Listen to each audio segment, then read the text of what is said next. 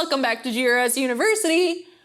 Have you been crying at night because you don't know which graver you need for your work? There's so many. There's so many gravers.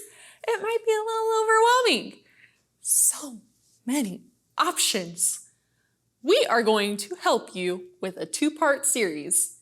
In this video, we're going to talk about graver material and when you need one versus the other.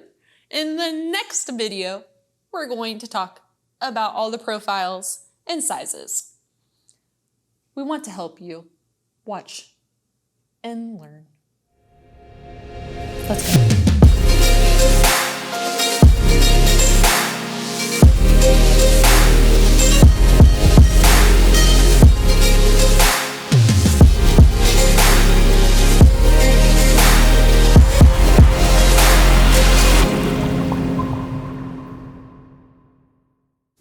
Hello guys, today we're going to help you choose your graver by first starting with graver material. There's lots of different shapes and sizes, but we're not going there yet. We just want to stick with the basic material.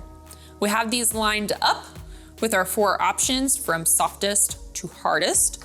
We're going to start with the softest graver, which is our GRS GMT pre-shaped gravers. These come in traditional styles as well as the new traditional, which has this tang, allowing you to use our QC tool holders. This is a good general engraver for somebody who is starting off because it's a little bit more forgiving since it's soft.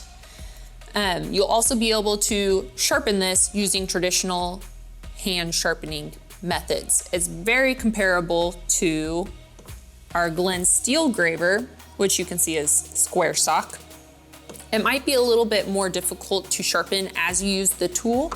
Just because of the shape of it, you're gonna have to relief grind this back once you use up some of your tool, but you're still very capable of this, and I have faith in you guys. The Glen steel is very comparable to that material. Again, it's softer, it's gonna be more forgiving for someone who's starting off because it's not gonna break and snap as easily. If anything, it's likely to dull, which is a really quick touch up in regards to sharpening. You use traditional hand sharpening methods with this, you can still use the hone. It's a very good option for someone starting off.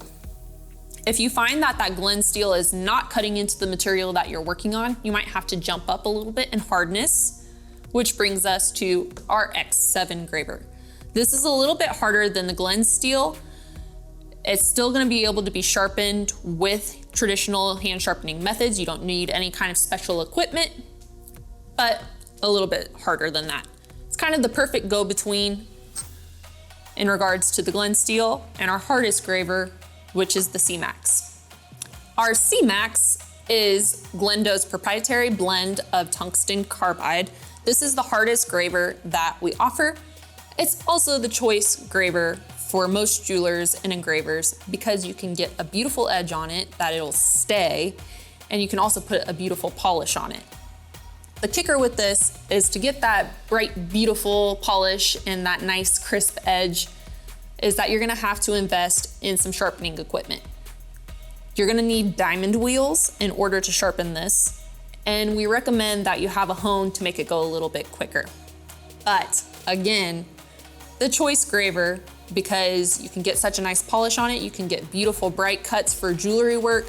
Because it's so hard, it's gonna allow you to work in those harder materials. We've also added these fancy little flats right here, which allow you to index it in your QC tool holder more quickly and accurately. It's a really, really great graver.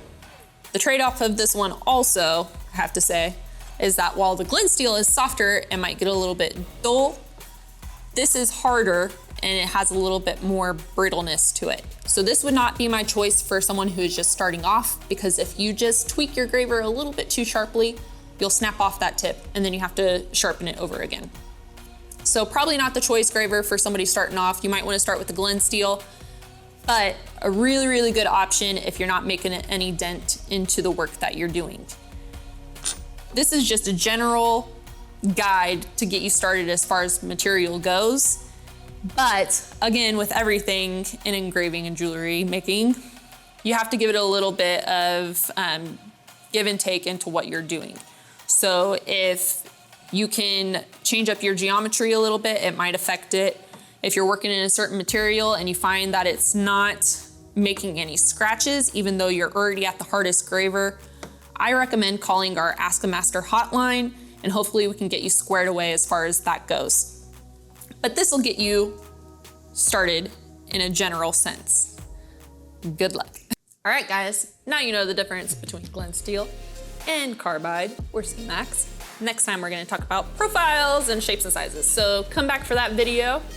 This week's suggested Instagram user is Mark Dub. He holds a special place in our GRS family heart. Mark was a tattoo artist and he got into engraving, and he does some pretty cool machines. So go check out his page. And then if you want to be our next suggested Instagram user, tag us at GRS Tools. Please and thank you. Then like us on all of our social media, because we're cool, like Mark Dutt. Bye.